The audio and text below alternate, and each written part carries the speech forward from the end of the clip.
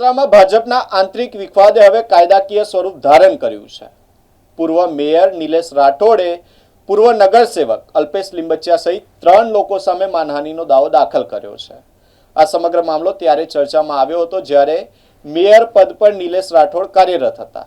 એ સમયે એક પત્રિકા કાંડ એટલે કે પત્રિકા વાયરલ થવાની ઘટના બની હતી ને જેમાં અલ્પેશ લીંબચિયા સહિત અન્ય 3 લોકો પર એફઆઈઆર એટલે કે ફરિયાદ દાખલ થઈ હતી।